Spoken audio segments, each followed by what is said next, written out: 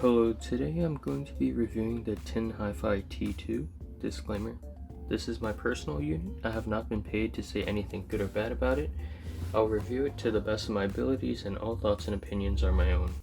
Okay, so the Tin T2 was my first IM back when I was first getting into this hobby, and I daily drove it for the good part of a year before I gave it away. Now that I've got it back in my hands, I wanted to see how good it still is in this current year. And so, first things first, let's talk about how hard it is to drive. The Tin T2 is pretty easy to drive. You can drive it off a phone, it's not that hard. You don't need like a desktop amp for it. And going over accessories, the accessories that I got with my T2 were of older stock. The newer stock apparently comes with like a cable with gray mmcx connectors instead of the clear ones that I got, and the newer cables have a preformed ear hook, whereas mine didn't have any. But the material of the cable should be similar enough, and my cable is fine. It tangles easily, but it's not too microphonic, so that's alright. And the stock tips are your average silicone. It's like not that great. You could get better, but it does the job. And so, going over build quality, this is where I have to give some points to T2. It's really solid because it's metal shell. Look, ow. Yeah, it's made out of some sort of metal and it's pretty solid. I should know, I daily drove it. I was really rough and it didn't really show any wear and tear, which is good.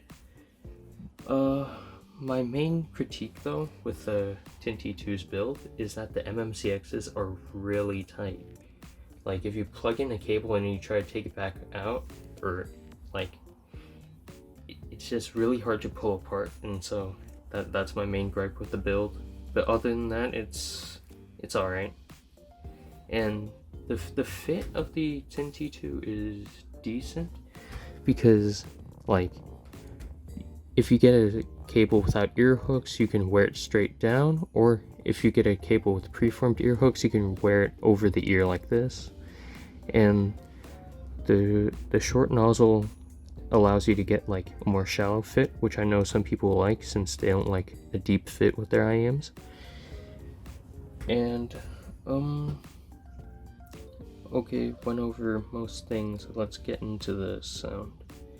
And I'm going to be honest with you guys, the sound of the Tin T2 is not that good. Or at least I didn't like it. And so bass on a Tin T2 is kind of mediocre. There's roll off in the bass, so tracks that really could use sub bass for like excitement and energy, like Why So Serious from the Dark Knight soundtrack. It sounds pretty like boring and not fun to listen to, but there's enough tightness in the sub bass and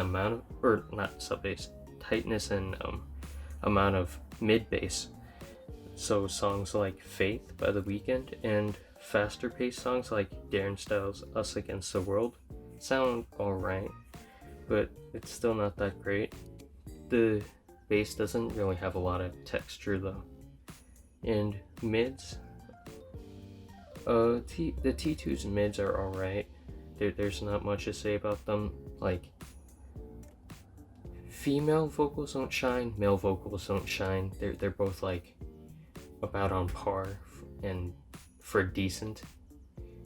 Like I really don't have much to say for them. Instruments sound like alright. They're not like too forward in the mix or anything, and there's decent mid texture or texture in the mids. For treble, there's not like the best treble extension, but like what do you expect for the price point? The treble that is there is like not really fatiguing and not too peaky, but for some songs I did hear sibilance. And okay, so going to technicalities, the T2 has a surprisingly decent amount of detail retrieval for the price, but I found everything else mediocre. The soundstage is typical for iems, which means it's like in your head. Imaging is like left, right, and center. There's not much. There's not much like in behind you or like to your 9 o'clock or 3 o'clock. It's just 3 blob. I guess that's the term for it. Layering and separation, it's alright, but what really kills this IM for me is how blunted and dull things sound, right? So like vocals, well, the main offender isn't the vocals are they're alright, but instruments like drums, like when they play the drums, it's like the impact, like it's so there's like not much impact. It's like it's blunt, I guess. Yeah, and like other instruments as well. It's not just drums. It's like they sound boring, and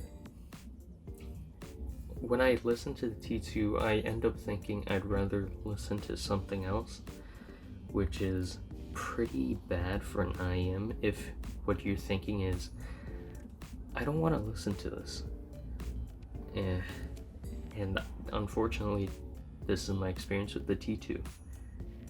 And so final thoughts, the T2 is like my first IM, as I said, which is significant because, you know, your first IM usually has a soft place or a soft spot in your heart, but honestly, listening to the T2 again for this review reminded me of why I didn't just stop at the T2 in my journey, because it's so boring that like I don't like it, and I don't want to recommend it unless you want something that's not like a V-shaped IM. But even then, I'm pretty sure there's an IM out there that isn't as bland and boring and blunted and dull as the T2. Alright, I think that's about it. Oh yeah, sorry for the lack of reviews. I've just not been feeling it recently. I think from now on I'll try to get to a more consistent schedule, and when I run out of stuff to review, I think that's when I'll be ending the channel. And yeah, that's about it. See ya.